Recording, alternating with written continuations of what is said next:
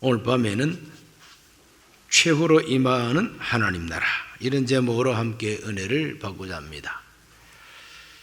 우리 예수님이 전파하시는 하나님 나라, 전도 시작할 때부터 회개하라, 천국이 가까이 왔느니라, 또 회개하라, 하나님의 나라가 가까이 왔으니 회개하고 복음을 믿으라.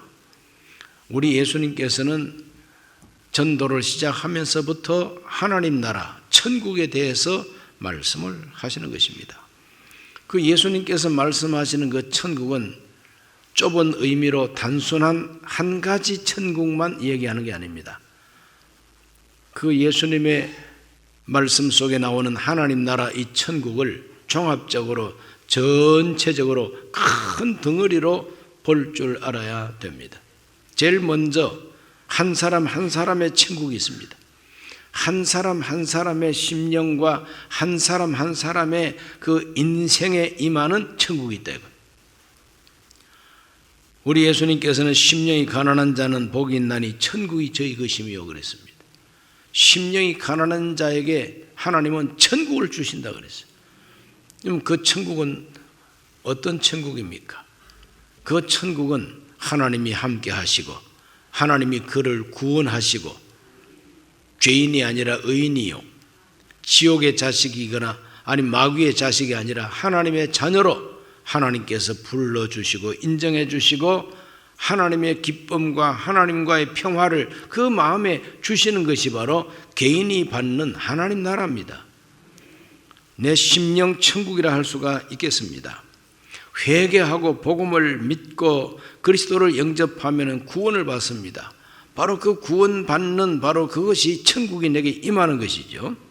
성령의 능력이 내게 임하고 또 하나님의 성령의 능력으로 나를 붙들고 있는 귀신을 쫓아내 주시고 나를 휘어잡고 있는 병마를 내쫓아서 건강을 회복해 주시고 너무나도 안타까운 인생의 문제를 하나님이 매듭을 풀듯이 확 풀어주시는 이와 같은 하나님의 땅에서의 구원을 경험하게 해주실 때에 역시 하나님의 나라가 임하는 것입니다.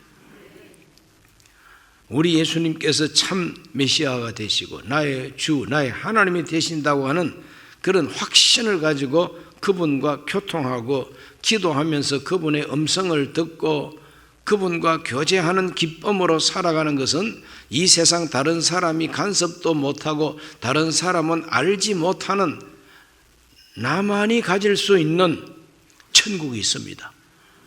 오늘 순봉 강북교회 모든 교우들은 한 분 한 분이 다 천국을 경험하게 되시고 하나님 나라를 경험하고 하나님 나라 능력을 맛보시기를 예수 이름으로 축원합니다. 두 번째로는 여러 사람이 함께 누리는 천국이 있어요. 나 혼자만이 아니라 여러 사람이 함께 누릴 수 있는 천국이 있다니까. 그래서 우리 예수님께서 하나님 나라는 여기 있다 저기 있다 할 것이 아니요, 눈으로 보이게 하늘에서 무슨 이상한 성이 내려온다든지 그런 게 아니고 하나님의 나라는 너희 안에 있느니라 그랬어요. 너희 안에 있다는 것은 너희들 한 사람 한 사람 마음속에 있다는 그런 의미가 아니라 너희 사이에 있다 이 말이에요. 사람과 사람 사이에 있다, 인간관계 속에 있다. 바로 그걸 가리켜서 교회라 그럽니다.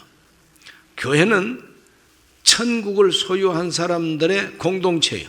나도 구원받고 너도 구원받고 구원받은 사람들끼리 모여가지고 함께 어우러져서 함께 주의 일을 하고 함께 합심 기도해서 응답받고 함께 서로 사랑하라 하신 말씀대로 서로 사랑으로 교제하는 바로 그것이 천국입니다. 그래서 교회가 바로 천국이 될 수가 있는 것이죠. 정상적인 교회는 바로 하나님 나라를 옮겨뒀다고 할 수도 있습니다. 은행도 본점이 있고 지점이 있는 것처럼 하나님 나라 본점은 저 하늘에 있지만은 하나님 나라 지점은 이 세상에 많이 있습니다. 순범 강북교회도 아주 잘 되는 지점이 되기를 바랍니다. 은행 지점도 더 많은 고객을 유치하는 지점도 있고 또 어떤 지점은 팔이 날리고 앉아있는 지점도 있죠. 오늘 우리 순범 강북교는 팔이 날리고 앉아서 졸고 있는 교회가 아니라 주께서 시키시는 일을 부지런히 감당하는, 그래서 열심히 일하면서 기뻐하는 교회가 되었으면 좋겠습니다. 사랑을 나누는 성도들의 친교와 교제, 지역과 구역이 모여서 함께 기도하고 서로가 어려움을 당하면 내가 어려움 당하는 것처럼 생각해서 간절하게 기도 후원을 하고 이렇게 함으로써 서로 성도가 교통하는 것, 이 바로 천국입니다. 이것이 바로 여러 사람이 함께 누릴 수 있는 천국이죠. 오늘 이와 같은 천국의 변화가 우리 순범 강북교회에 가득하게 되시기를 바랍니다. 그리고 세 번째로는 국가 차원의 하나님 나라가 있습니다. 어느 나라를 하나님의 나라라고 단정 짓기는 참 어렵습니다만은, 그러나 어느 한 국가의 국민들이, 더 많은 사람들이 예수님을 영접하고 신앙생활을 잘하는 그러한 나라, 또 특별히 그 나라의 최고 지도자를 비롯한 최고 지도력을 갖추고 있는 그 지도자들이 믿음이 좋고, 혹시 그들이 구원받는 믿음이 철두철미하지 않다 할지라도 그들이 나라를 이끌고 나가는 이 모든 정치 행위가, 통치 행위가 하나님 공의에 맞고 하나님의 정의에 맞고 하나님의 뜻에 맞고, 그래서 백성들이 공평하고 정의로운 그 법치 안에서 함께 살고 억울하게 당하지 않고 손해보지 아니하고 인권 유린을 당하지 아니하고 이렇게 해서 살아간다면 바로 그 나라에 하나님 나라가 임해 있다는 거예요. 그 국가 차원에서 하나님 나라가 거기에 임하여 있다는 것입니다. 하나님의 공평하고 정의로운 뜻이 있습니다. 공의라 그러죠. 그러므로 하나님의 공의를 실천하는 나라, 그 나라는 바로 하나님 나라라고 할 수가 있습니다. 하나님이 통치하는 나라라고 할 수가 있습니다. 왜? 그 나라를 통치하는 주된 세력이, 주도권이 하나님의 뜻에 맞으니까. 아무리 하나님이 택한 선민 이스라엘이라 할지라도 그 이스라엘의 왕의 신앙에 따라서, 그 왕의 종류에 따라서 하나님 나라라고 할 수 있는 시대도 있는가 하면은 완전히 우상 숭배의 나라가 돼가지고 하나님께서 버리는 시대도 있었다 이 말이죠. 그러므로 국가 차원으로 하나님 나라가 임할 수가 있습니다. 국민들이 잘못되고 지도자들이 잘못돼서 하나님께서 진노하셔가지고 때려가지고 아주 여러 가지 고난과 역경을 당한다 할지라도 그 고난과 역경 속에 남 원망하기보다도 우리 잘못을 성찰하고 회개하고 깨닫고 우리가 다시는 그렇게 나쁘게 살지 말자 하고, 안 믿는 사람들도 개과천선이라는 말을 표현하지 않습니까? 뭔가 이렇게 달라져서 마음을 새롭게 하고 이렇게 하나님 앞에서 기도하는 사람이 많아지면 하나님께서는 다시 그들을 구원해 주시는 것입니다. 사사기 시대에 하나님 떠났다가 부르짖으면 하나님이 사사를 세워서 독립운동을 일으켜가지고 다시 국권을 회복시켜 준 거하고 똑같습니다. 이와 같이 어려움을 당해서도 하나님이 함께함으로 회복되는 이와 같은 그 국가의 역사는 하나님 나라가 국가 차원으로 임했다, 이렇게 볼 수가 있는 것이죠. 그러므로 국가 차원으로 하나님께 기도하는 이 기도, 과거에 우리 한국 기독교는 저 여의도 광장에 모여가지고 나라를 위한 기도 많이 했습니다. 산에 있는 기도원마다 구국기도라고 이름을 붙이고 나라를 위한 기도 많이 했습니다. 우리 순복음교회, 여의도 순복음교회는 예배 때마다 나라와 민족을 위한 통성기도를 빼놓지 않고 해왔지 않습니까? 그러므로 이와 같은 기도가 하나님께 상달이 되므로 더 많은 사람이 구원을 받고 예수님을 영접하고 교회가 교회로서의 역할을 제대로 잘 감당하는 나라, 바로 그 나라를 하나님이 축복해 주시는 것입니다. 이것이 바로 국가 차원으로 경험하는 하나님의 나라입니다.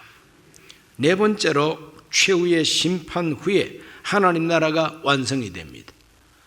성경적으로 완전한 하나님 나라, 마지막으로 이루어지는 하나님 나라는 언제 오느냐? 최후의 심판 후에 하나님의 나라가 완전하게 이루어진다고 가르쳐 주는 것이 성경입니다. 바로 그 성경이 어디에 기록이 되어 있느냐? 요한계시록 20장 11절 말씀부터 14절 말씀까지입니다. 다 같이 읽어봅니다. 또 내가 크고 흰 보좌와 그 위에 앉으신 이를 보니 땅과 하늘이 그 앞에서 피하여 간 데 없더라. 또 내가 보니 죽은 자들이 큰 자나 작은 자나 그 보좌 앞에 서 있는데 책들이 펴 있고 또 다른 책이 펴졌으니 그 생명책이라. 죽은 자들이 자기 행위를 따라 책들에 기록된 대로 심판을 받으니 바다가 그 가운데에서 죽은 자들을 내주고 또 사망과 음부도 그 가운데에서 죽은 자들을 내주매 각 사람이 자기 행위대로 심판을 받고 사망과 음부도 불못에 던져지니 이것은 둘째 사망 곧 불못이라. 여기 보면은 불못이라는 말이 나옵니다. 이 불못이 무엇이냐? 가장 쉽게 표현해서 지옥불입니다. 불못은 바로 지옥불입니다. 지옥은 무엇이냐? 최후의 심판의 결과가 지옥입니다. 다시는 기회가 없고 다시는 희망이 없고 돌이킬 수 없는, 그래서 무서운 하나님의 진노와 심판이 영원히 계속되는 곳, 그것을 갖다가 지옥이라 그러고 그 지옥의 특징이 바로 지옥불이라고 그렇게 표현을 합니다. 어떤 분들은 이런 말을 합니다.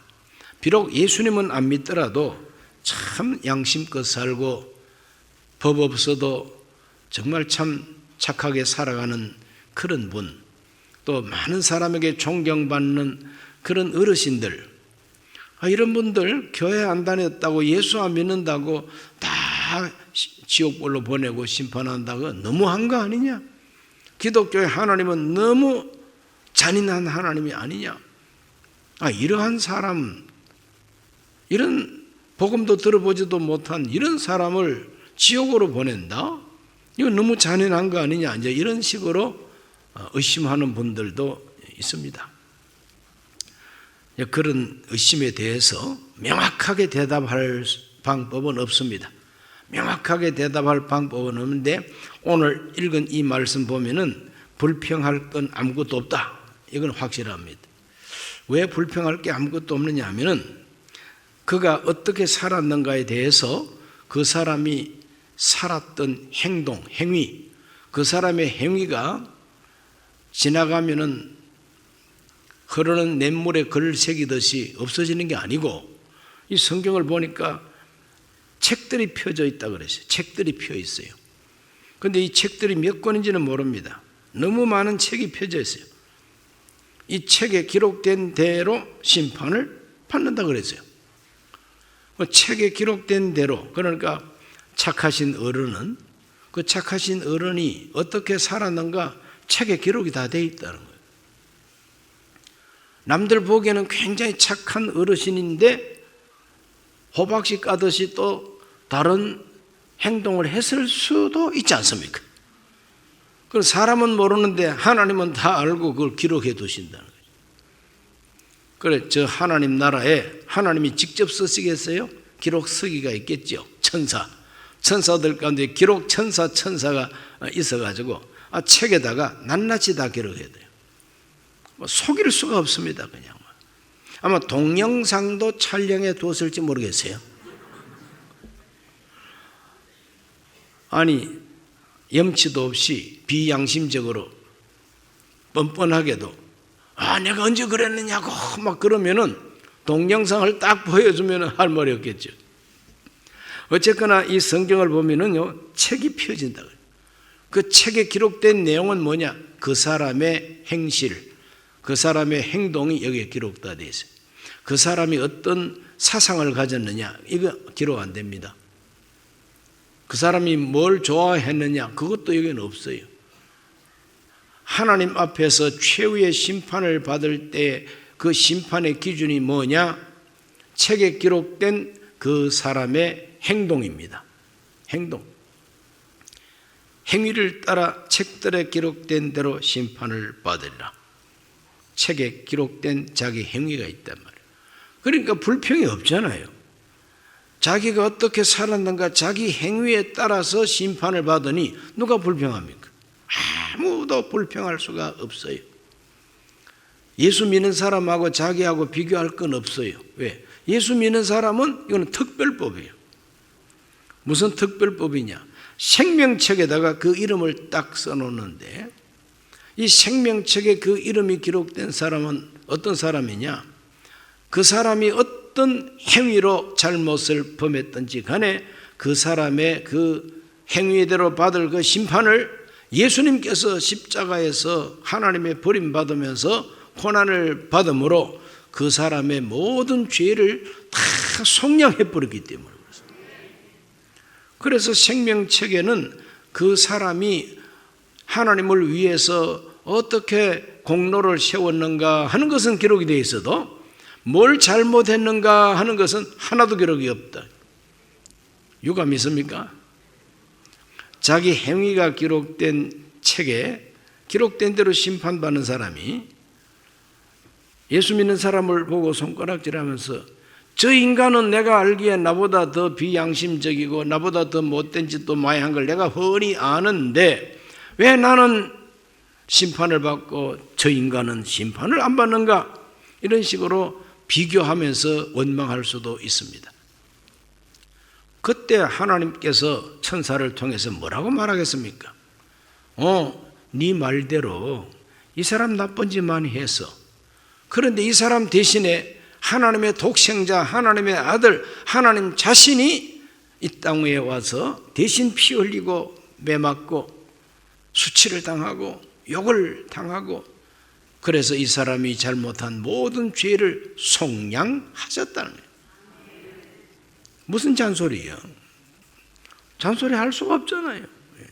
우리 예수님이 대신 해주셨는데 그것이 최후의 심판이라는 거예요. 분명히 대답할 수 있는 것은 이 사람은 지옥 갈 사람이 아니라고 사람은 주장할지 모르지만 하나님은 책에다가 다 기록해놓고 책에 기록된 대로 심판하신다니까 조금도 거기는 불의와 불법이 있을 수가 없고 불공평이 있을 수가 없어요. 이렇게 해서 최후의 심판은 이루어지고 거기에는 영원히 꺼지지 않는 불과 유황으로 타는 불못, 그 불못에 던짐을 받는다 그랬어요. 오늘 읽은 이 본문 베드로후서 3장 10절 말씀 보면은 이런 말씀이 나옵니다. 그러나 주의 날이 도둑같이 오리니 그 날에는 하늘이 큰 소리로 떠나가고 물질이 뜨거운 불에 풀어지고 땅과 그 중에 있는 모든 일이 드러나리로다 그랬어요. 여기 보면은 하늘도 떠나가고 땅에 있는 물질은 다 불에 타서 풀어져 버린다 그랬죠. 최후의 심판 때도 똑같습니다. 또 내가 크고 흰 보호자와 그 위에 앉으신 이를 보니 땅과 하늘이 그 앞에서 피하여 간데 없더라 그랬어요. 하늘과 땅이 간데가 없어져 사라져 버렸습니다. 하늘과 땅이 사라져 버렸어요. 베드로가 편지를 쓴 이 베드로후서에도 하늘은 간데 없이 사라지고 땅은 불에 녹아져 버리고 그러니까 하늘도 땅도 없어져 버렸다고 베드로도 말하고 있지 않습니까? 이것이 바로 최후의 심판인 것입니다. 이 최후의 심판대 책에 기록된 대로 다 심판을 받고 결국은 불못에 던져진다. 이것이 최후의 심판입니다. 그런데 성경은 한 가지 아주 정말 참 우리가 귀담아 들어야 할 메시지가 있습니다. 따라합시다. 최후의 심판 전에 대환란이 있다. 최후의 심판 전에 대환란이 있습니다. 대환란과 최후의 심판은 틀립니다.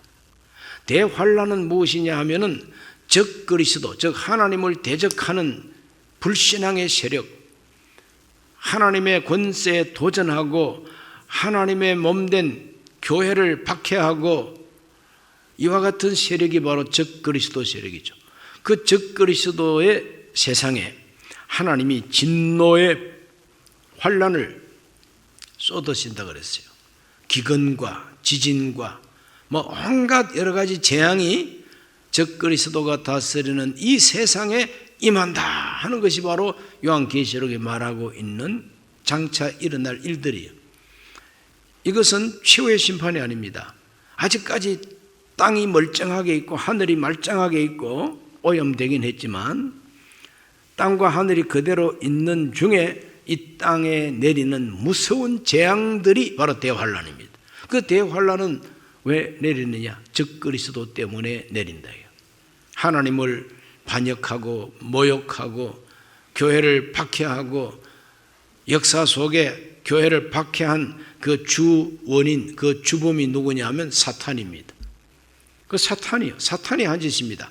마귀가 사람을 통해 가지고 한 짓이다 이 말이죠. 그러므로 옛날 아주 오랜 옛날의 독재자나 요즘 있는 독재자나 그 독재자들을 뒤에서 부리는 영적 존재는 사탄이다 이 말이에요. 그러므로 사탄이 지배하는 세상에 하나님께서 진노를 쏟아 붓는 것이 대환란이에요. 그런데 그 대환란이 쏟아질 때에 교회, 성령의 충만함을 입고 있는 이 교회는 그 환란을 당하지 않는다 하는 것이 종말론 중에 하나입니다.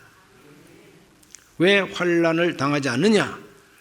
불신자들, 특별히 적그리스도의 세상에서 하나님을 대적하고 사는 이 죄에 빠진 이 세상에 하나님께서 진노를 쏟는데 더 이상 그들에게 복음을 전하고 더 이상 그들이 회개하기를 기다리지 아니하고 마지막으로 하나님께서 그대로 진노를 쏟아버리는 그 시대에는 더 이상 전도할 필요도 없고 선교할 필요 없다. 너희들 올라와. 그래서 하늘 공중으로 데려간다는 것이 바로 우리가 알고 있는 휴거 사건인 것입니다. 누가복음 17장 34절을 우리 다 같이 한번 읽어보겠습니다. 내가 너희에게 이르노니 그 밤에 둘이 한 자리에 누워 있음에 하나는 데려감을 얻고 하나는 버려둠을 당할 것이요 두 여자가 함께 맷돌을 갈고 있음에 하나는 데려감을 얻고 하나는 버려둠을 당할 것이니라. 이게 종말에 대한 마지막 때 일어날 일을 예수님께서 하신 말씀이에요. 이거는 다른 사도가 한 말도 아닙니다. 예수님이 직접 하신 말씀이에요. 하나는 데려가고 하나는 버려둔다 그랬어요. 무서운 일이죠. 그 데려간다고 하는 게 뭐냐면은 이 적그리스도 세상에 하나님이 쏟으시는 그 진노 환란을 당하지 않고 데려갈 자가 있다는 것입니다. 담임 목사인 저와 우리 순범 강보의 성도들 모두가 함께 싹 데려감 당하기를 예수 이름으로 축원합니다. 할렐루야. 그때 엘리베이터 고장나도 괜찮아요. 우리 가버리고 난 다음에 엘리베이터가 고장나든지 화장실이 막히든지 겨울에 동파가 되든지 무슨 상관이? 가면 되지.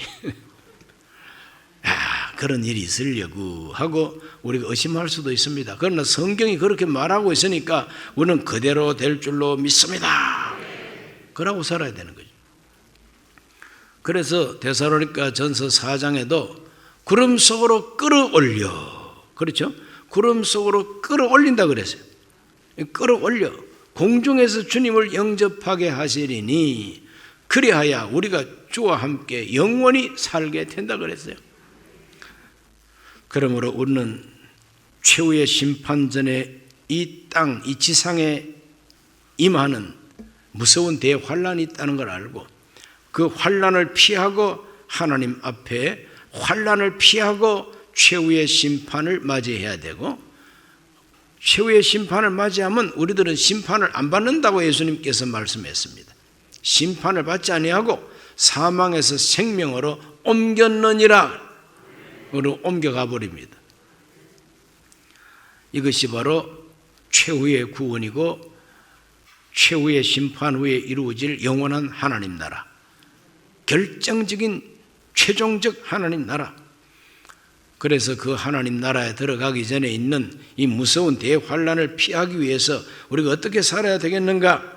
데살로니가전서 5장 1, 2절 읽어보면 형제들아 때와 시기에 관하여는 너희에게 쓸 것이 없음은 주의 날이 밤에 도둑같이 이를 줄을 너희 자신이 자세히 알기 때문이라. 여기 말하고 있는 주의 날, 밤에 도둑같이 오는 주의 날은 어떤 날이냐? 이거는 최후의 심판이 아닙니다. 이거는 최후의 심판이 아니고 최후의 심판이 있기 전에 우리 예수님께서 재림하시는 이야기다 말이죠. 예수님께서 다시 오시는 이야기. 밤에 도둑같이 도둑이 임하는 것처럼 우리가 생각지 못한 때에 주님이 오신다, 이렇게 가르쳐 주고 있습니다. 그렇기 때문에 우리는 어떤 태도로 살아야 되느냐? 데살로니가전서 5장 6절에서 8절. 그러므로 우리는 다른 이들과 같이 자지 말고 오직 깨어 정신을 차릴지라. 자는 자들은 밤에 자고 취하는 자들은 밤에 취하되 우리는 낮에 속하였으니 정신을 차리고 믿음과 사랑의 호심경을 붙이고 구원의 소망의 투구를 써자 그랬어요. 그러므로 다른 이들과 같이 자지 말고, 자지 말라. 잠잔다는 것은 나 몰라라 하고 다 팽개쳐버리고 그냥 잠드는 거 아니겠습니까? 우리는 이와 같이 관심을 두지도 아니하고 그냥 편안하기만을 추구하는 것이 그 잠자는 겁니다. 내 가족들은 지금 참 고생하고 있는데 내 가족 고생하는 거는 꿈에 본 듯 잊어버리고 아이고 나는 자야지 하고 자기만 편하면 제일이라고 생각하는 자기 편의주의, 그게 잠자는 겁니다. 우리는 관심을 가져야 됩니다. 나라에 대해서 관심을 가지고 역사에 대해서 관심을 가지고 같이 믿는 우리 성도들 어떻게 사는지에 대해서도 관심을 가지고 깨어서 기도하고 그분을 위해서 중보하고, 우리가 살고 있는 이 시대에 어떠한 죄악이 사람들을 미혹하고 학교에 가는 아이들을 학교에서 뭘 가르치는지 여기에 대해서 관심을 가져야 돼요. 잠자면 안 된다는 거예요. 보초가 깨어 있어야 되는 것처럼 내 신앙 지키기 위해서, 내 양심 지키기 위해서, 내 가정 지키기 위해서, 내 사업장을 지키기 위해서 깨어 있어야 된다는 거죠. 정신을 차리고 하나님 앞에 기도해야 된다. 자는 자들은 밤에 자고 취하는 자들은 밤에 취한다 그랬어요. 밤에 자고 밤에 취하듯이 이 밤은 어두운 세상을 의미합니다. 밝은 빛과 같은 하나님의 진리가 아니라 어두컴컴하게 하나님 눈을 가리고 그래서 자기의 정욕과 죄악을 따라 살겠다는 것이 바로 밤에 잠자고 밤에 취하는 사람의 모습이죠. 우리는 낮에 속하였으니 정신을 차리고 믿음과 사랑의 호심경을 붙이고, 호심경은 이 가슴을 보호하는 무장입니다. 믿음과 소망으로 우리의 가슴을 보호해야 된다는 것입니다. 구원의 소망의 투구를 쓰자. 투구는 머리를 보호하는 거죠. 그래서 장차 하나님이 우리를 구원하신다는 소망을 머리에 투구를 쓰듯이 무장을 하고, 어디서 화살이 날라와도 화살이 튕겨나가고 주여 믿습니다로 살아야 된다는 것이죠. 이렇게 함으로써 우리들은 언제 오실지라도 주님을 영접하고 데려감을 받게 된다는 것이 사도들의 가르침입니다. 베드로후서 3장 11절로 13절을 다 같이 읽습니다. 이 모든 것이 이렇게 풀어지리니 너희가 어떠한 사람이 되어야 마땅하냐? 거룩한 행실과 경건함으로 하나님의 날이 임하기를 바라보고 간절히 사모하라. 그날에 하늘이 불에 타서 풀어지고 물질이 뜨거운 불에 녹아지려니와 우리는 그의 약속대로 의가 있는 곳 새 하늘과 새 땅을 바라보도다. 새 하늘과 새 땅이 바로 최후로 이루어질 하나님 나라입니다. 마지막으로 우리가 가서 살아야 할, 영원히 살아야 할 우리 나라가 바로 하나님 나라입니다. 마지막으로 들어가는 새 하늘과 새 땅에 있는 새 예루살렘 성, 바로 그곳이 저와 여러분이 이 다음에 함께 들어가서 영생할 나라가 바로 그 나라라는 거죠. 그 나라에 함께 가게 되시기를 바랍니다. 누구는 먼저 들어가고 누구는 나중에 들어오고 그거 없어요. 하나님은 한날 한시에 다 부활시켜가지고 한날 한시에 다 함께 입장시킵니다. 청와대 개방했더니 막 쫙 입장하더라고.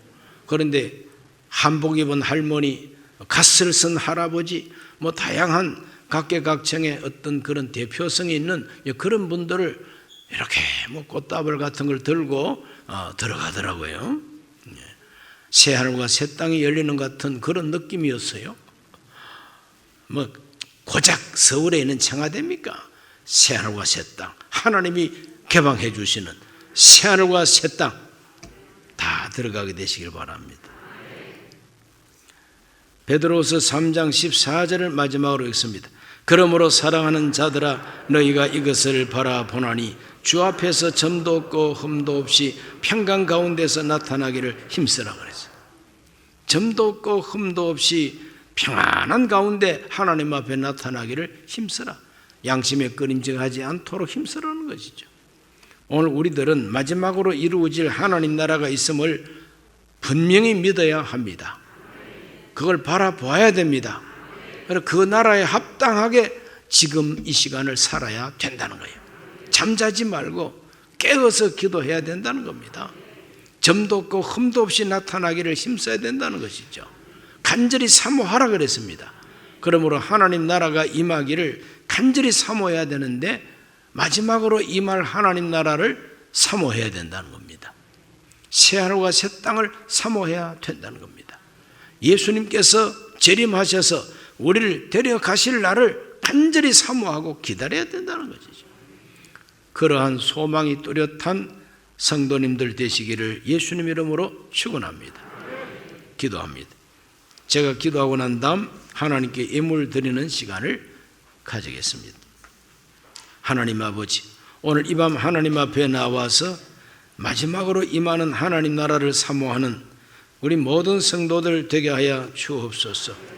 하나님은 살아 계시고 장차 예수 그리스도를 다시 이 세상에 보내어 이 세상 무서운 대환란 시대에 하나님은 저 구름 위로 우리를 끌어올리시고 데려가시고 최후의 심판 자리에 들어가지 아니하고 새하늘과 새 땅을 열어주심을 믿습니다. 그 나라를 바라보면서 살게 하여 주시옵시고 밤같은 이 세상 죄악에 잠들지 않도록 깨워 주시옵소서. 이 시간도 감사한 마음으로 예물 드리오니 하나님께서 기뻐하시는 예물이 되게 하옵소서. 예수님 이름으로 기도하옵나이다. 아멘.